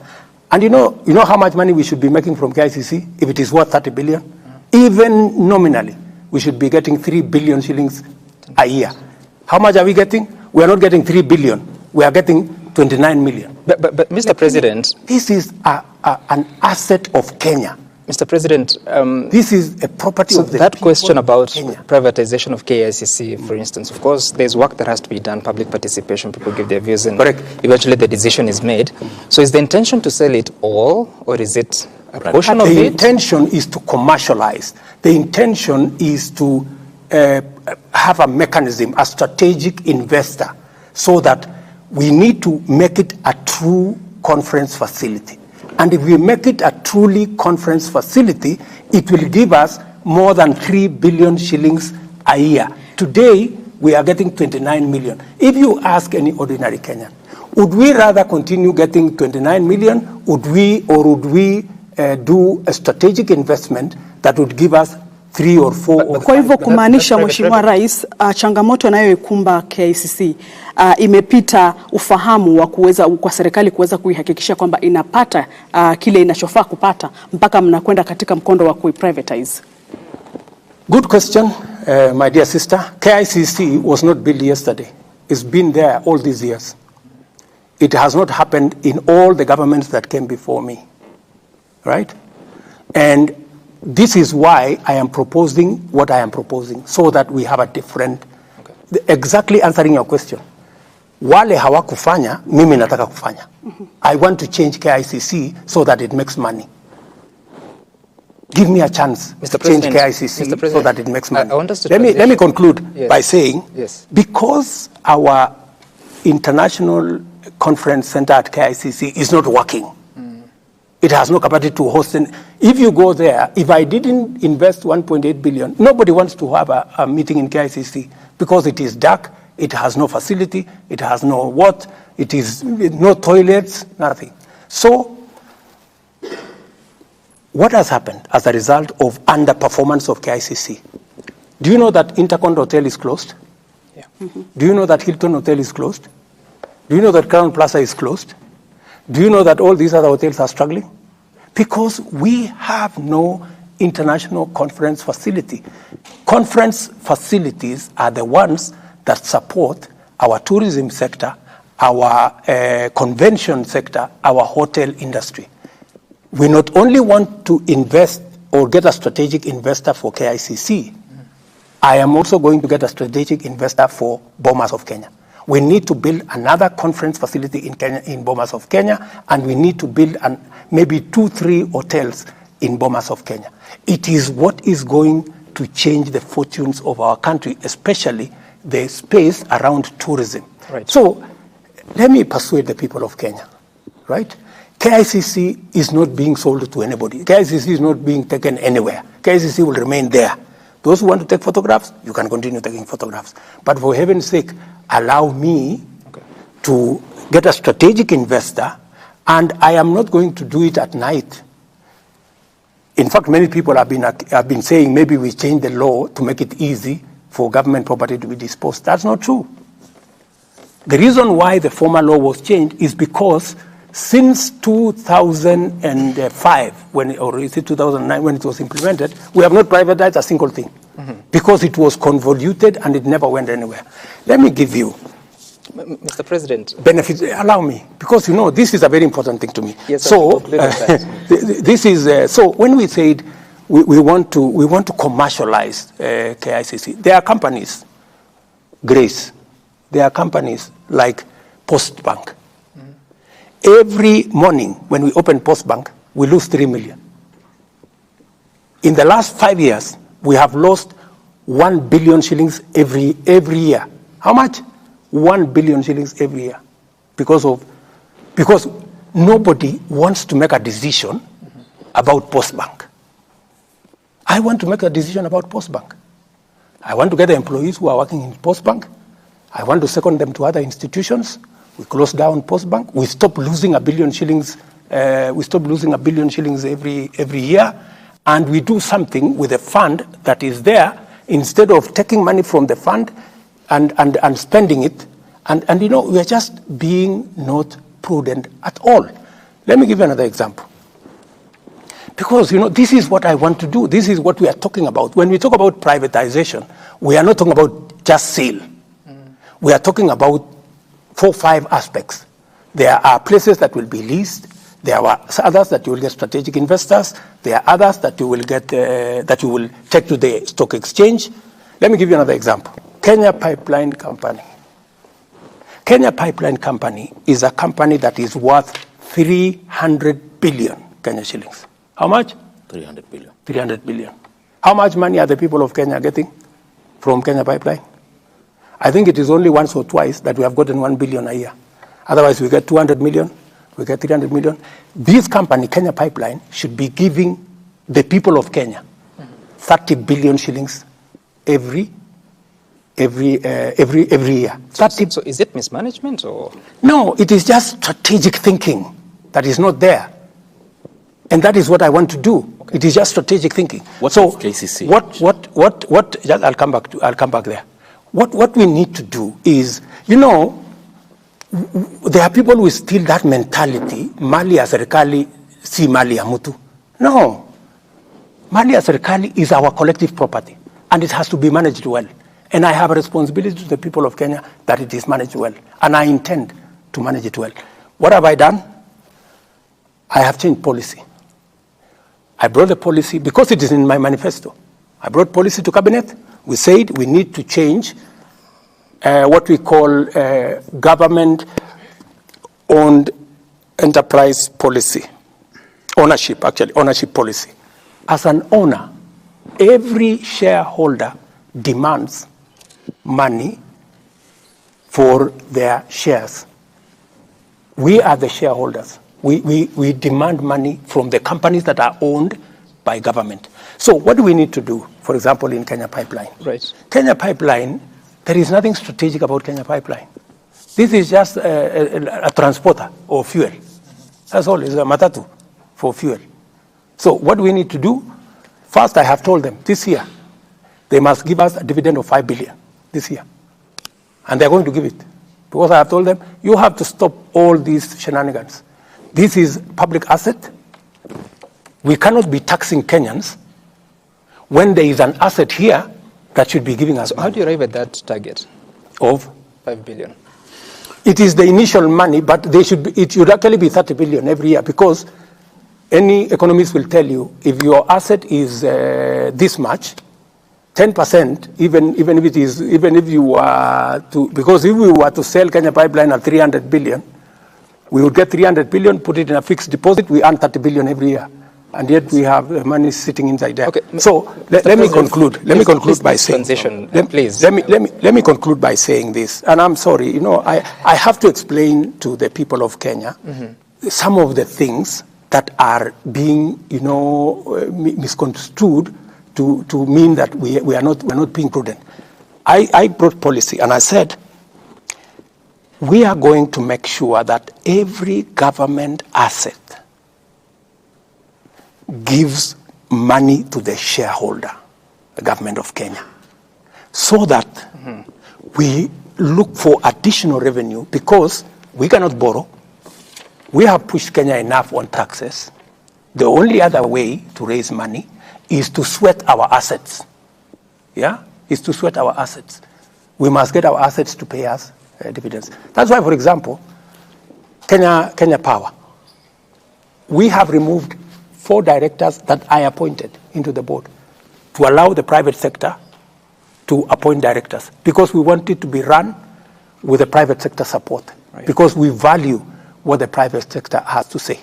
Let me conclude by saying the following.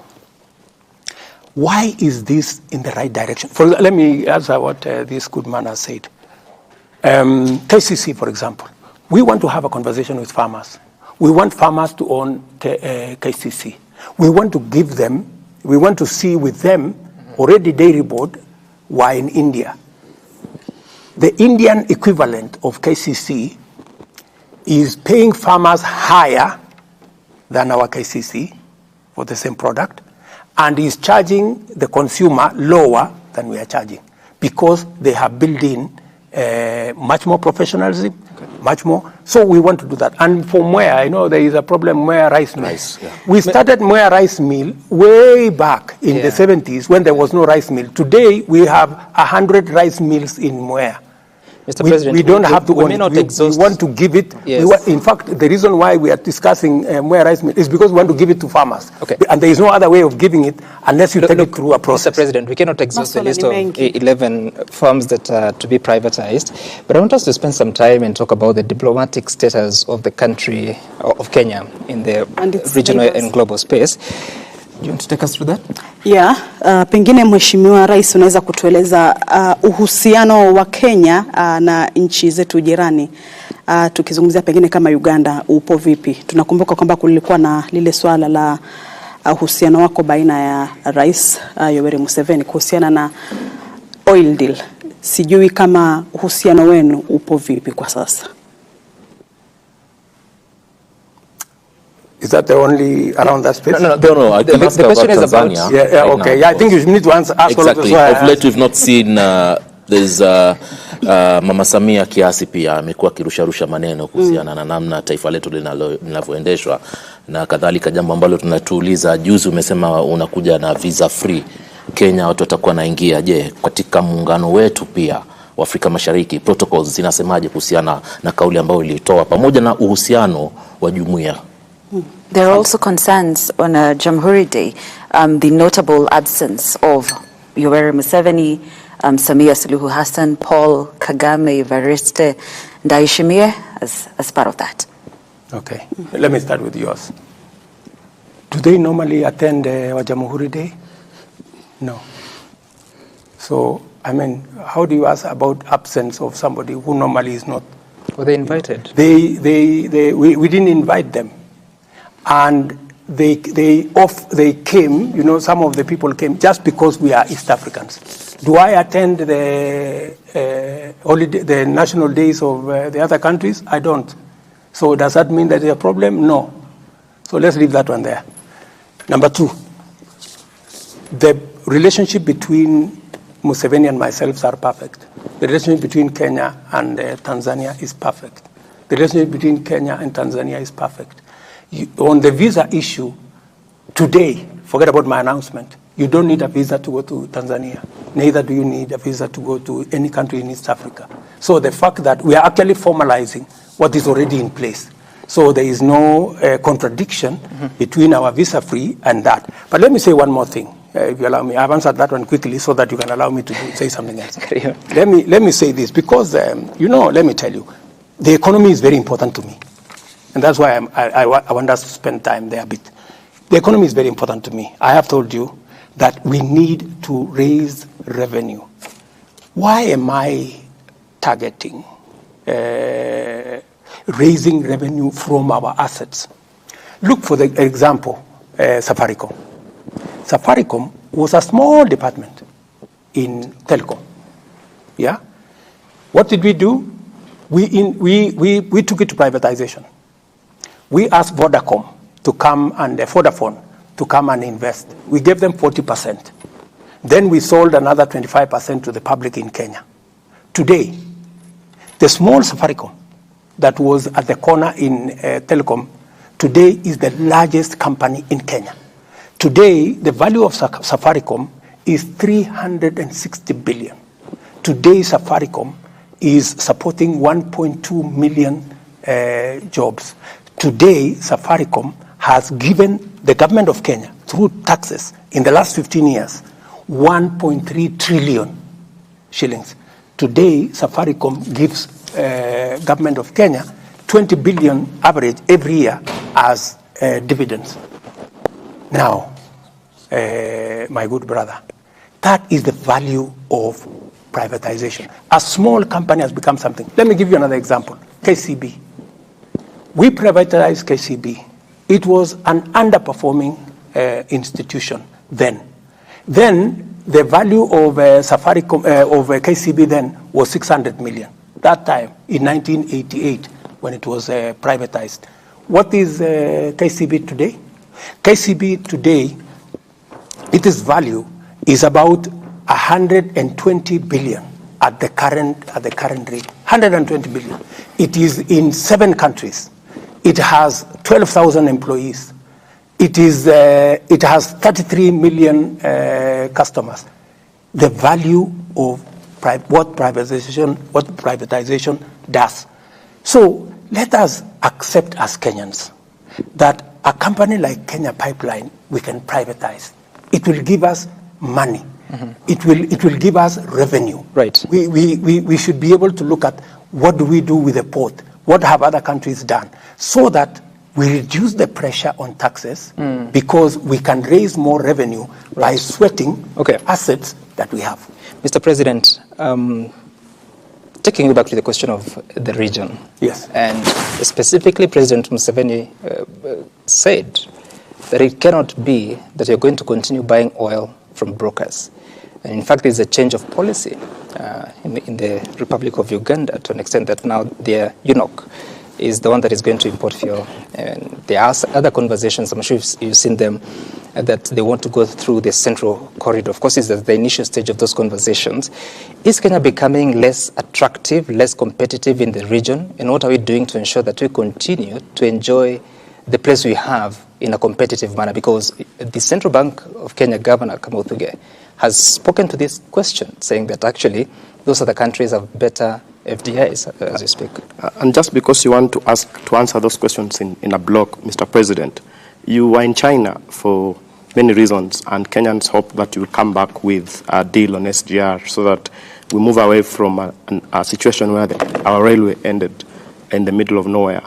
And you have Uganda that you need support from, and yet our relationship with our neighbors is becoming a concern if I would according say to that. The media, it's becoming a concern. So did we get something from China? Is Uganda part of the reasons why we didn't get the money to continue our SGR? By the way, we approached China for the continuation of the railway as a package. It is a prosecution. Before I went to China, I had a conversation with President Museveni, and we agreed on the strategy to extend the railway. By the way, we have a strategy all the way. It is agreed, Kenya, Uganda, DRC, and even Congo-Brazzaville. We've all agreed that route, we will, all of us. And in fact, before I left China, the president of Congo-Brazzaville went to see the Chinese president with the same request for this SGR. Mm-hmm. So we are all aligned. So, and that tells you that we are good in the region. Your other question was the oil brokers. The oil issue. Yeah. We have agreed with Uganda on what to do. Uganda is a sovereign country. Yeah, they want to they want to control their market. Their market at the moment is being controlled by oil companies in Uganda. They have made a different decision. For us, NOC, which is our national oil company, does not control fuel here because we are a free market. Yeah, fuel is brought by the private sector. Yeah, it is all these marketers that deal with the fuel. In Uganda, that has been the case. But Uganda is a sovereign country. If they decide that government wants to control using UNOC, that is a decision Uganda has made. As Kenya, we want to work, because we are a free market, we want to work with the oil marketing companies. All we do collectively is to source the product collectively, and then it is, so Uganda wants the product to go to UNOC in Uganda, and then UNOC distributes, which is fine by us. Where does it pass? Through what port? Through Mombasa. I think it's the only reasonable, if you look at all numbers, that is the only feasible road, route. What we have agreed with them is that we will agree on a structure where, using our pipeline, we will need to ration who uses the pipeline, because it is an asset. Don't you think we're losing? Because I think, correct me if I'm wrong, but part of the exports for this country is oil to Uganda, isn't it? So aren't we losing that? Why are we losing? The oil will still go through here. They will still pay the charges they have been paying to go to Uganda. It is not that we have been making money from Uganda. They have been buying their own. They have been buying fuel from the same source as we do. The only thing is that we've been sourcing it together. So in the East African community, is there any conversation that countries like Uganda may choose to use the port in Tanzania? Any country can choose whatever what is financially usable for them. And therefore, what are you doing to ensure that we are competitive so that we don't lose? We are very competitive, I can tell you. In fact, the Kenyan route is the only competitive route to go to Eastern DRC and to go to Uganda. In fact, we are having a conversation with Rwanda because they equally find this route, especially if we can connect from Kisumu across the Lake Victoria.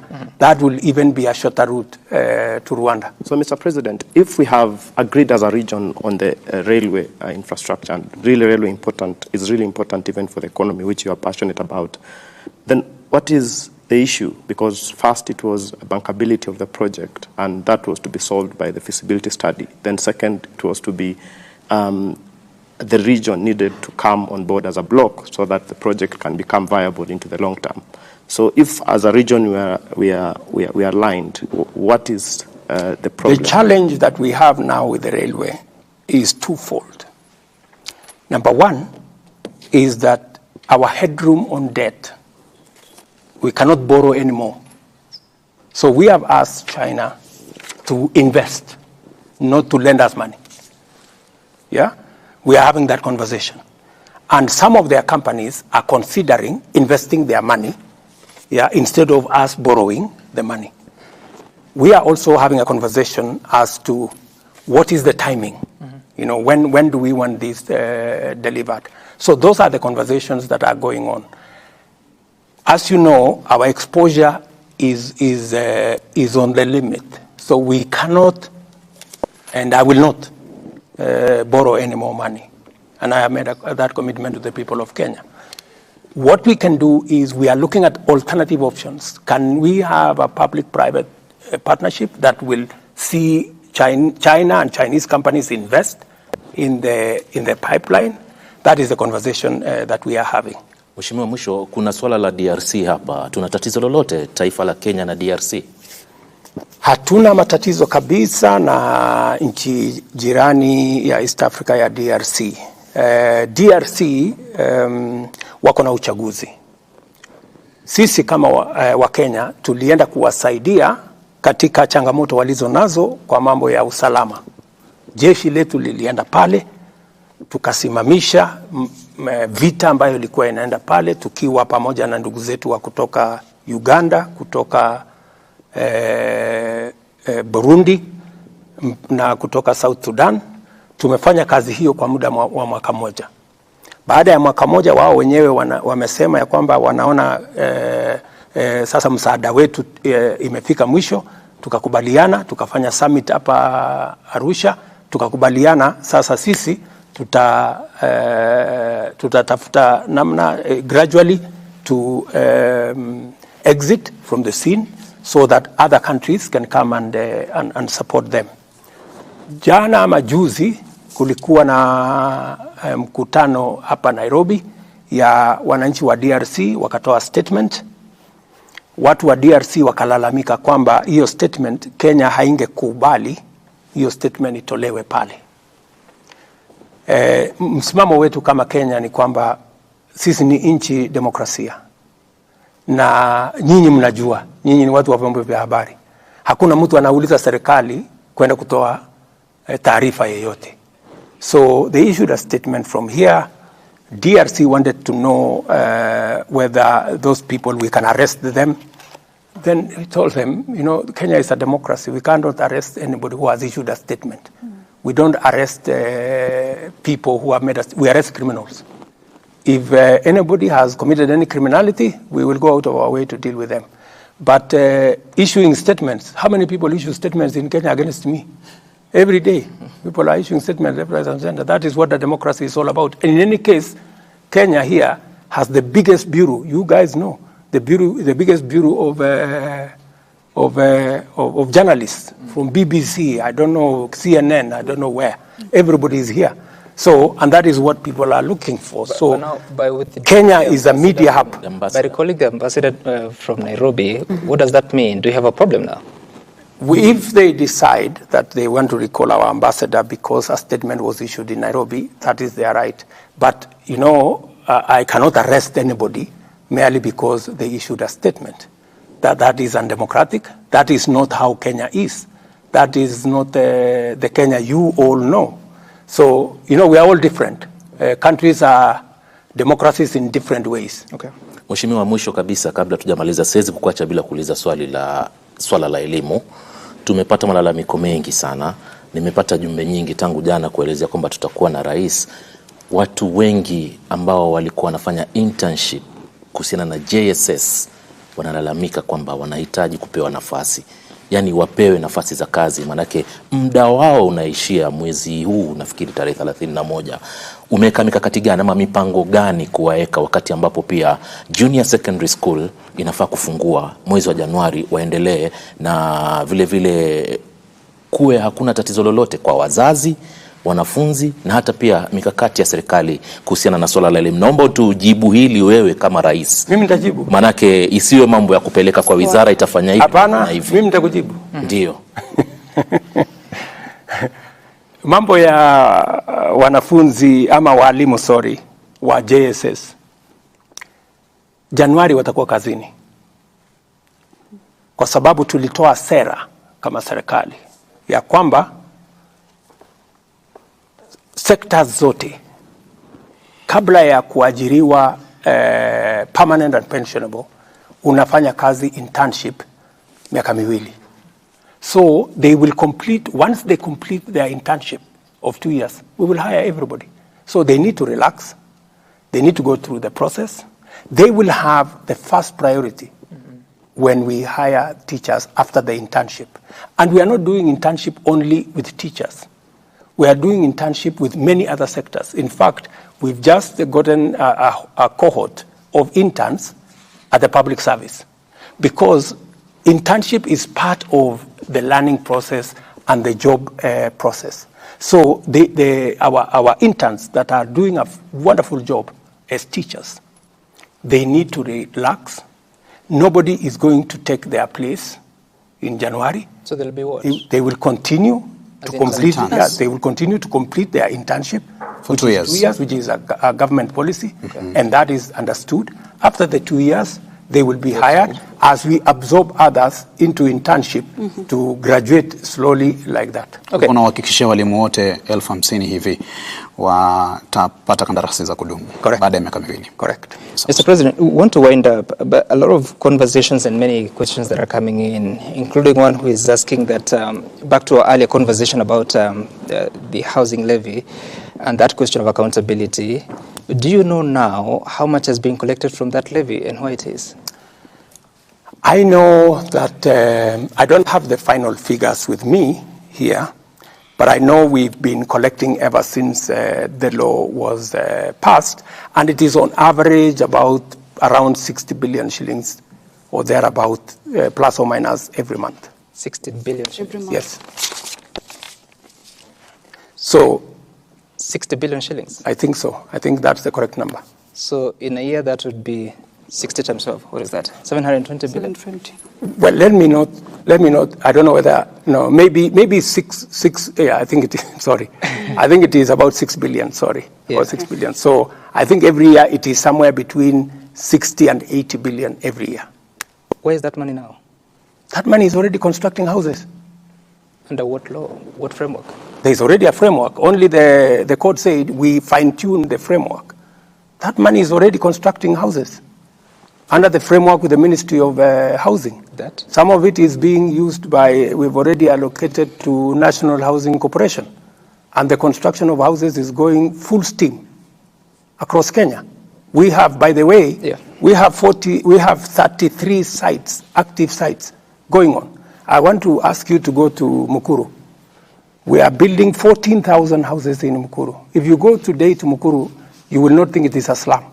So you will think it is in Europe. That is being financed by these resources? Yes. Not private investor resources? No, this is being financed by these resources. So if it's 6 billion every month, you're saying 60 to 80 each year? Every year. So how many houses does that construct?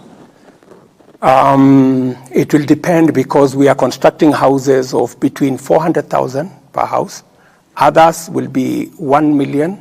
Others will be 3 million. It is different categories. No, that's the selling price. I'm talking about the cost. But you know, the cost is commensurate with what you sell because it depends with sizes. The smaller ones cost less. The 1 bedroom, the bed sitter, the 1 bedroom, the 2 bedroom, the 3 bedroom cost different. So it will depend on how many. Mr. President, I asked that question because it's been a very stubborn question. Not many have an answer. I have an answer. Not your members of parliament, not your cabinet secretaries. I have an answer. And in fact, if you call the ministry responsible, they will explain to you in detail. Now? Yes. Okay. In detail. Mr. President, yes. The last question, which I was told to ask you, would be, is there hope? Oh my goodness, let me tell you. We are going to change Kenya. I am very positive. I am very clear in my mind that I have only one mission, to change Kenya. And by the way, I have every intention to do it. And I know very well that it's not going to be easy. It's going to be difficult.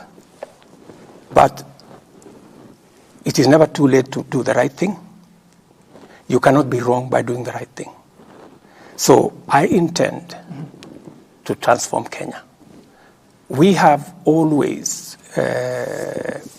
known and wanted to do what we know is right. We know we should create jobs. We know what we need to do to create jobs.